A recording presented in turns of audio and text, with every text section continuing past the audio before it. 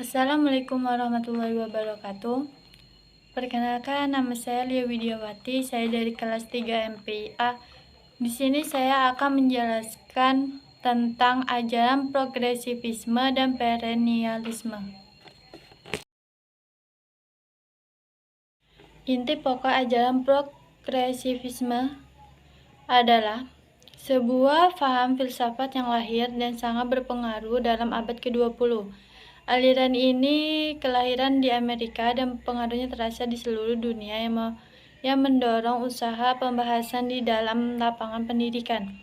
Aliran ini bukan merupakan bangunan filsafat atau aliran filsafat yang berdiri sendiri, melainkan merupakan suatu gerakan dan perkumpulan yang didirikan pada tahun 1918.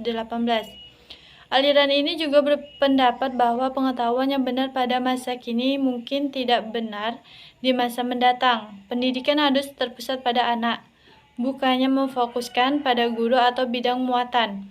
Pada dasarnya, aliran ini memandang bahwa pendidikan adalah sebagai wadah untuk menjadikan anak didik yang memiliki kualitas dan terus maju sebagai generasi yang akan menjawab tantangan zaman peradaban baru.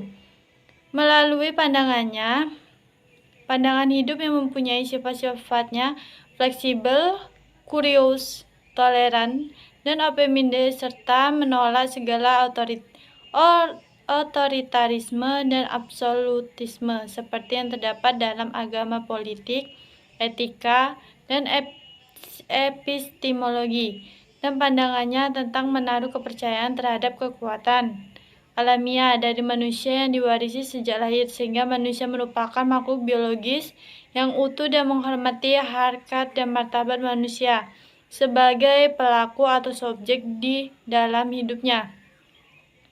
Dengan pandangan-pandangan, aliran progresivisme memiliki kemajuan dalam bidang ilmu pengetahuan yang meliputi ilmu hayat atau manusia untuk mengetahui semua masalah kehidupannya.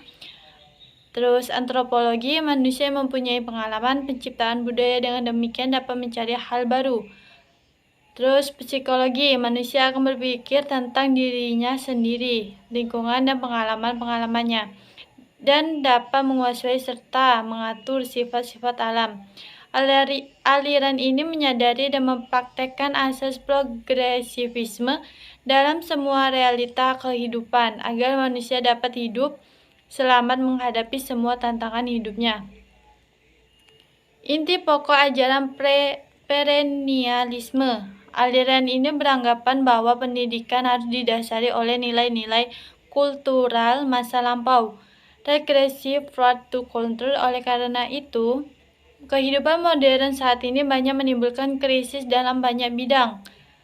Perennialisme mengambil jalan regresif karena mempunyai pandangan bahwa tidak ada jalan lain kecuali kembali kepada prinsip umum yang telah menjadi dasar tingkah laku dan perbuatan zaman Yunani kuno dan abad pertengahan. Yang dimaksud dengan inilah adalah kepercayaan aksiomatis mengenai pengetahuan, realitas dan nilai dari zaman tersebut.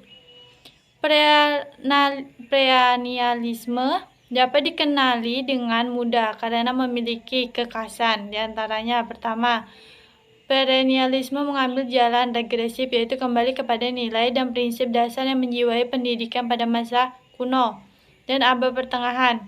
Kedua, perennialisme beranggap bahwa realitas itu mengandung tujuan. Yang ketiga, perennialisme beranggapan bahwa belajar adalah latihan dan disiplin mental. Keempat, perennialisme beranggapan bahwa kenyataan tertinggi itu berada di balik alam, penuh kedamaian dan transcendental. Sesuai dengan namanya yang berarti segala sesuatu yang ada sepanjang sejarah, melihat bahwa tradisi perkembangan intelektual yang pada zaman Yunani kuno dan abad pertengahan yang telah terbukti dapat memberikan solusi bagi berbagai problem kehidupan masyarakat perlu digunakan dan diterapkan dalam menghadapi alam modern yang syarat dengan problem kehidupannya.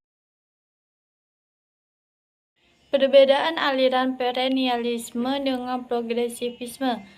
Aliran filsafat perennialisme menegaskan pendidikan diarahkan pada upaya pengembangan kemampuan intelektual anak didik melalui pemberian pengetahuan yang bersifat abadi, universal, dan absolut.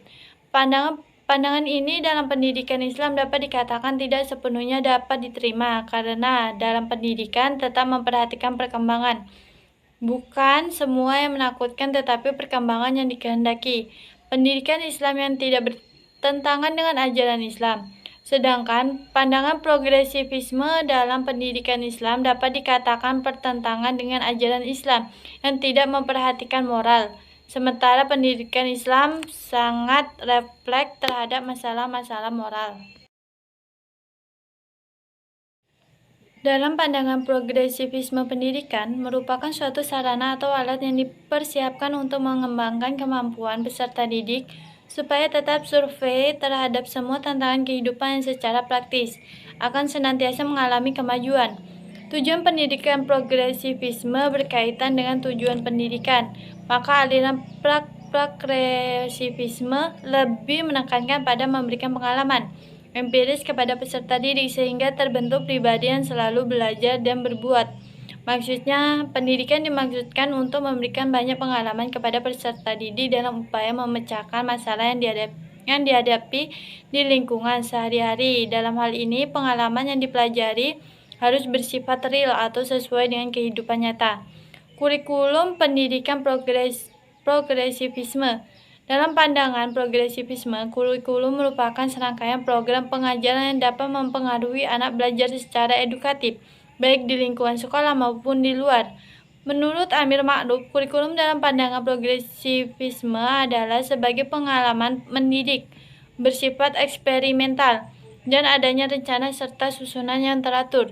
Belajar dalam pandangan progresivisme. Menurut aliran progresivisme, belajar dilaksanakan berangkat dari asumsi bahwa anak didik bukan manusia kecil, melainkan manusia seutuhnya yang mempunyai potensi untuk berkembang, yang berbeda kemampuannya, aktif, kreatif, dan dinamis, serta mempunyai motivasi untuk memenuhi kebutuhannya. Aliran progresivisme ingin mengatakan bahwa tugas guru sebagai pembimbing aktivitas anak didik atau siswa dan berusaha memberikan kemungkinan lingkungan terbaik untuk belajar. Filsafat pendidikan perennialisme mempunyai 4 prinsip dalam pembelajaran secara umum yang mestinya dimiliki manusia, yaitu 1. Kebenaran yang bersifat universal. Yang kedua, pendidikan yang baik melibatkan pencarian pemahaman atau kebenaran. Ketiga, kebenaran dapat ditemukan dalam karya-karya agung. Keempat, pendidikan adalah kegiatan liberal untuk mengembangkan nalar. Tujuan umum pendidikan yaitu membantu anak menyingkap dan menanamkan kebenaran-kebenaran hakiki. Oleh karena itu, kebenaran itu universal dan konstan. Maka kebenaran-kebenaran itu hendaknya menjadi tujuan pendidikan yang murni. Hakikat guru, tugas utama pendidikan adalah guru, di mana tugas pendidikan yang memberikan pendidikan dan pengajaran atau pengetahuan kepada anak didik. Hakikat murid. Murid dalam aliran perennialisme merupakan makhluk yang dibimbing oleh prinsip-prinsip. Pertama, kebenaran-kebenaran abadi, pikiran mengangkat dunia biologis. Kurikulum. Manusia kaum perennialis harus menekankan pertumbuhan intelektual siswa pada seni dan sains. Untuk mencapai pelajar secara kultur, para siswa harus berhadapan dengan bidang seni dan sains yang merupakan karya terbaik yang diciptakan oleh manusia. Tujuan pendidikan menurut aliran perennialisme yaitu nilai-nilai kebenaran bersifat universal dan abadi. Sebab tujuan pendidikannya adalah membantu peserta didik menginternalisasikan nilai kebenaran agar mencapai kebaikan dalam hidup. Contohnya, penerapan perennialisme dalam pendidikan yaitu berdirinya sekolah-sekolah berbasis agama seperti Muhammadiyah, sekolah Kristen, pondok pesantren. Sekolah-sekolah ini mengedepankan ilmu agama karena dianggap sebagai sesuatu yang memiliki nilai-nilai atau prinsip-prinsip yang menjadi pandangan hidup.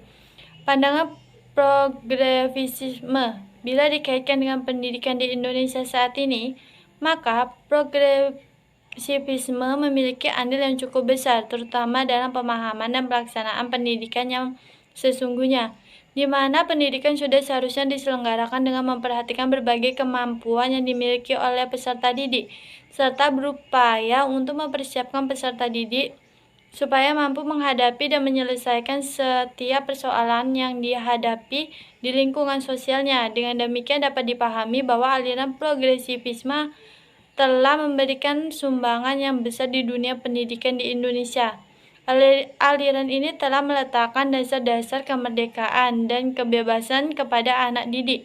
Anak didik diberikan kebaikan, baik secara fisik maupun cara berpikir, guna mengembangkan bakat dan kemampuan yang terpendam dalam dirinya tanpa terhambat oleh rintangan yang dibuat oleh orang lain.